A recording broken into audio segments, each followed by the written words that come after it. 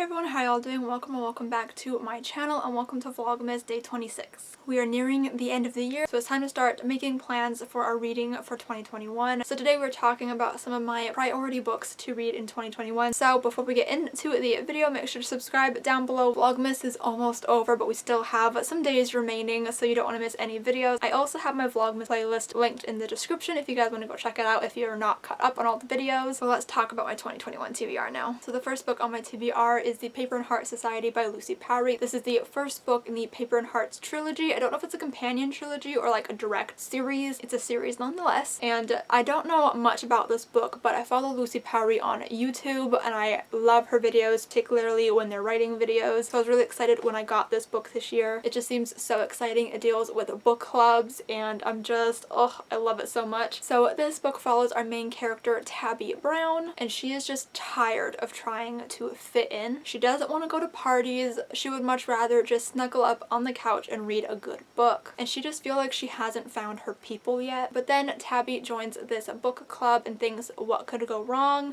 Well, everything could go wrong. So this just seems so good. It seems like it has a lot of fun bookish things in it. I think it does deal a lot with classics, which isn't completely my thing, but I think just reading about somebody who loves books as much as I do will be a lot of fun. I love reading about characters that I can relate to. Also, this cover is one of the prettiest things I've ever seen. The typography, our main character Tabby on the front, it just seems like such a cute book, and I have followed Lucy Parry from her writing this book to getting it published, and I just remember being so excited for her. So I cannot wait to read this book and support her and hopefully love it, and then I can buy the other books and love those as well. So I'm really hoping that I can get to this book next year because I am really excited about it. And then the next book on my TBR is Truly Devious by Maureen Johnson. This is again a first book in a trilogy. I was gonna read this book this year and then I just didn't get around to it, but one of my best friends, Leah, has recommended this book to me. It says that she thinks I'm gonna like it. It has anxiety representation in it apparently, which I'm always a huge fan of, and I've just heard amazing things about this book across the board from everybody on booktube and book Twitter. All I really know about this book is that it's a mystery. We kind of deal, I believe, with dual timelines. So this book is set at a elite private school called Ellingham Academy, and when the school was originally opened there was this huge like murder mystery case going on, and it was never actually solved, but it was involving, I believe, the wife and the child of the founder of the school. And then years later we have our main character Stevie, who is a crime aficionado. She's obsessed with solving crimes, and she comes to the school and she is determined to solve this cold case. It seems like it's gonna be really interesting. I do kind of want to get more into the mystery genre a little bit, so this one seems like a great start, and it just seems like a really interesting and exciting book. And then the next book is Maud by Melanie J. Fishbane. This is a book I've had literally for nearly 4 years. Since early 2017 this book has been sitting on my shelf waiting to be read, and I've just never read it. I don't even know if I've ever started it. I might have read a couple of pages, but I've never actually read it, and I think I'm just intimidated by it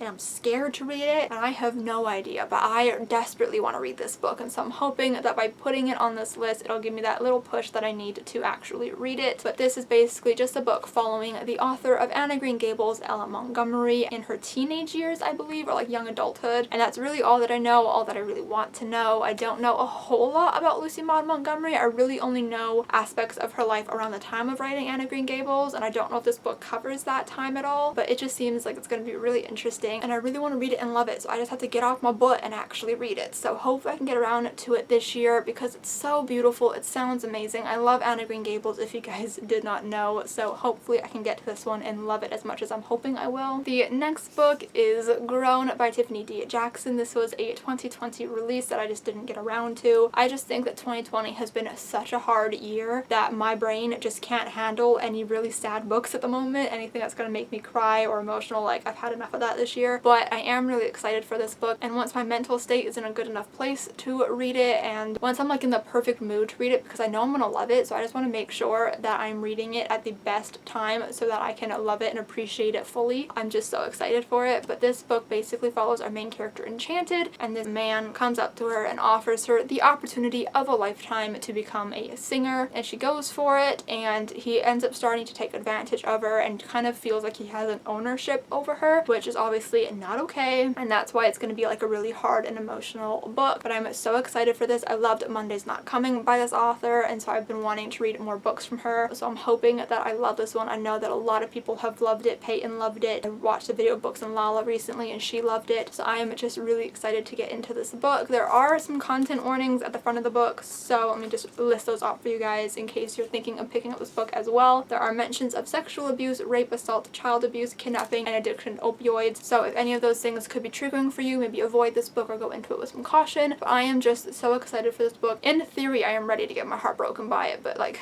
physically, mentally, I'm not actually ready. But I am just so excited for this book, and I know that I'm just gonna love it so much because Monday's Not Coming was stellar, and so I know this one is gonna be no different. And the next book is Felix Ever After by Case and Calendar. So this is another 2020 release that I just never got around to, but this is another book that has been super hyped up on book Twitter and booktube, and I am so ready to love it. Like, I just want to read it so bad. But I have plans for a very specific reading vlog in my head, and I'm just not ready to film that vlog yet. But hopefully very soon in the new year I will be reading this book and falling in love with it just like everybody else. We follow our main character Felix, who is a black queer trans boy, and he is obsessed with love, but he himself has never actually been in love. And then one day somebody at his school ends up leaking pre-transition photos of Felix and also releasing his dead name, and so Felix kind of goes after them with the intention of getting revenge. And somewhere along the way he finds himself in some sort of weird love triangle, love square, love something, which is completely different to what he's used to because he's never been in love before, and it just seems really interesting, right up my alley. I love YA contemporaries so much, and so I'm really excited to get to this one. I've heard nothing but amazing things, and look at this cover.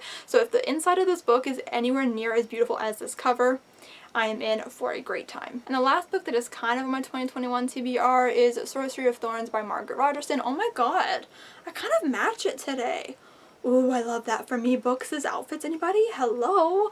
Okay, anyways, this is a high fantasy novel, and I'm really intimidated by high fantasies. It's really hard for me to read them. I did start this book this year, though, and I got about 50 pages in, and I was enjoying it. I think I just wasn't in the mood to read it, or I was getting confused because I had too many things going on in my brain. But I do really want to love this book. It seems like something I am going to absolutely love if I can just get myself to sit down and actually pay attention to it and read it. But it deals with these books called grimoires, and like one of them escapes, and our main character's responsible to go and get it. I don't really know. There's a boy named Nathaniel Thorne that my friend Kirsten is obsessed with, so I'm very excited to meet him. But I don't really know much about this book. I might even start it over when I go to pick it up, but I'm hoping that I can read it and that I can love it because it seems like something that I would enjoy if I could just get myself to read it. So hopefully 2021 will be my year and I will read it because I really want to. So those are all the books on my 2021 TBR. I hope you guys enjoyed this video. If you did, make sure to give it a huge thumbs up. Comment down below what books you guys want to read in 2021. Also comment down below a green heart emoji if you guys stayed till the very end. Subscribe if you have not yet already, and also check out my Vlogmas playlist in the description down below if you're not yet caught up on all my Vlogmas videos, and I will see you guys tomorrow.